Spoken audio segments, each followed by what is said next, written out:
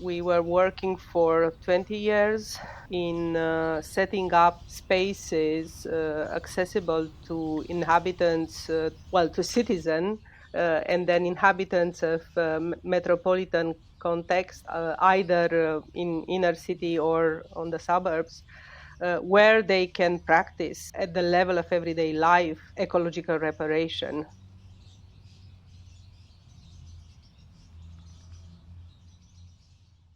This practice started with setting up, let's say, forms of community gardens that have evolved into more complex project in terms of social and cultural programs, but also more recently we set up these collective resilience hubs, we call them, that are resources places where people can learn and practice activities that are towards ecological reparation, like, for example, planting,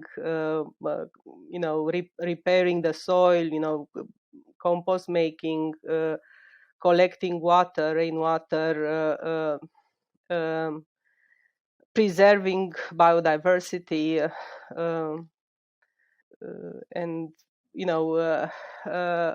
taking care of non the other species in the city.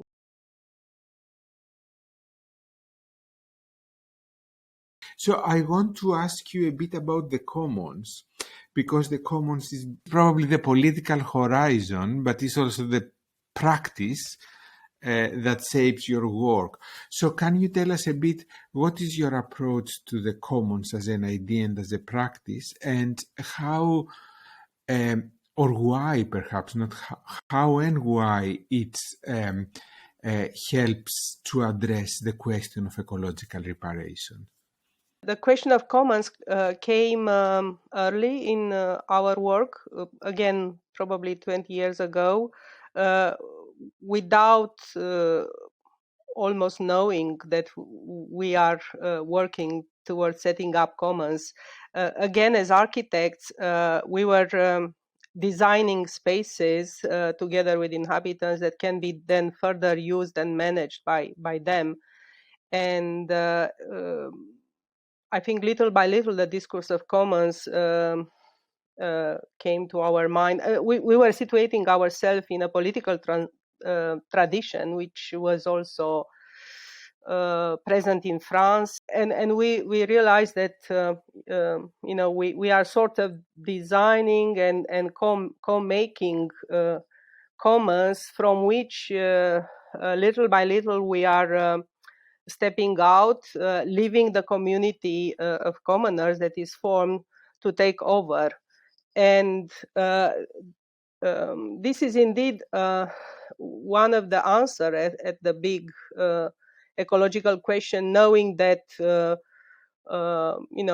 governments are very slow in reacting to the big ecological questions of our times, and also they are most of the time not having the interest, not only the governments, but all the kind of economic factors that are related to. And then commons or setting up commons, in our case urban commons, it is a way of answering these questions, because it means the involvement of everyone. It means that everyone takes responsibility, and perhaps the long-term solution would be to have forms of connected commons, and this is what we are working towards.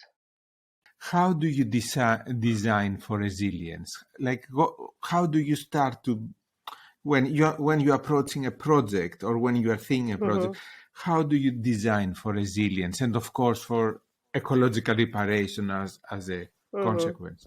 Yeah. No, it's a very good question. The power of architecture to pass on this message, by its physical presence, and the fact that the buildings and these sites can showcase, the discourse on resilience. And for example, the buildings that we are doing are are involving a reversible use of land. So the construction can be dismantled without affecting the land somehow. So we have chosen a very particular construction techniques. Then we are also paying attention to the carbon emission of and the carbon which is embedded in the kind of materials that we are using, in the processes that we are using.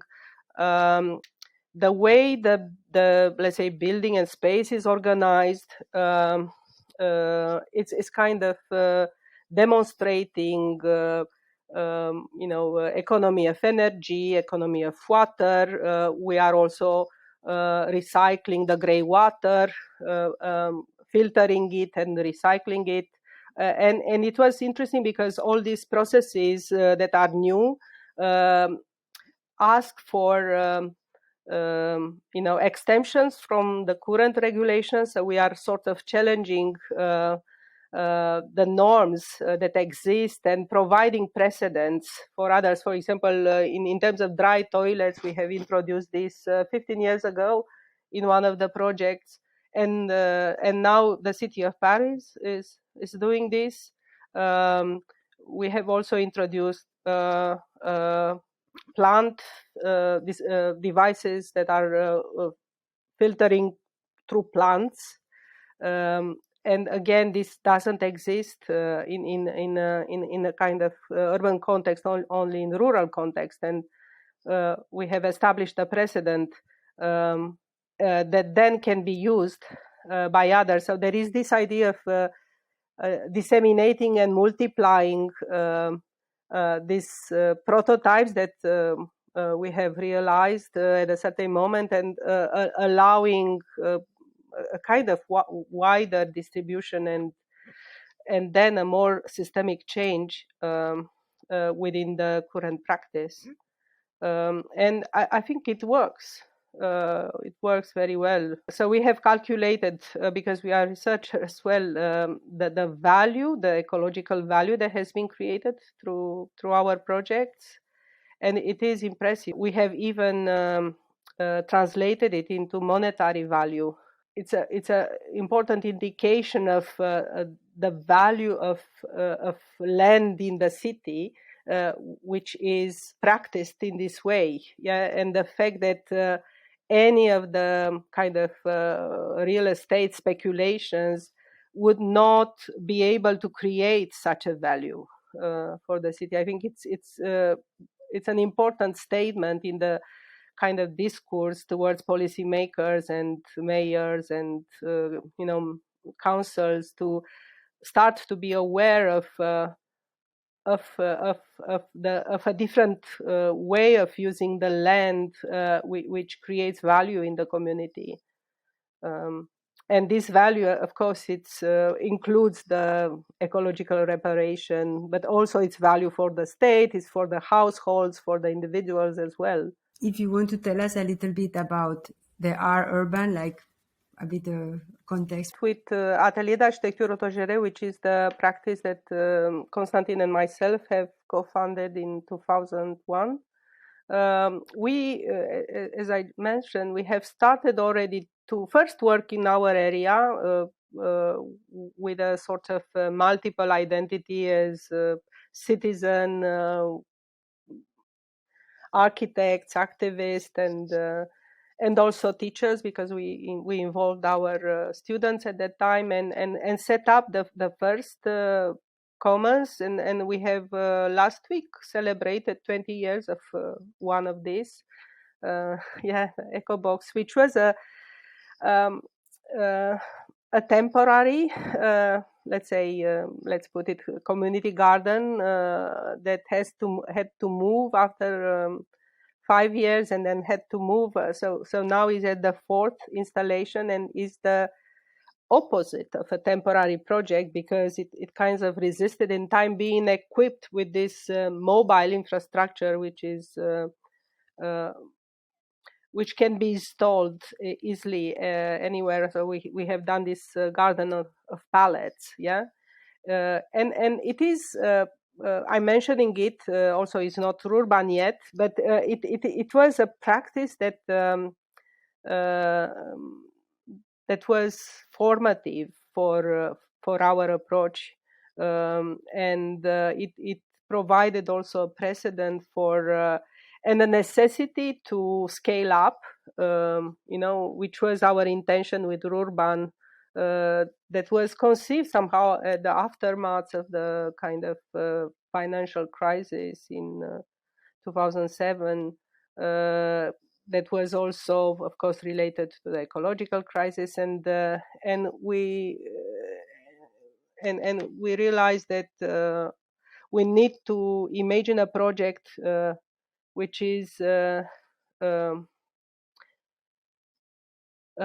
which can address a bigger scale, which is not only local, but can be reproduced in many locals, and then can also work as a network, having a network of civic hubs that are connected and that can be either temporary or permanent, but they are solidary, and they are sort of reproducing the same model. The rhizome, for example, was for us one of the metaphors that inspired this, to imagine this type of network, which is a living network, and one that transmits the information from one part of the rhizome to another.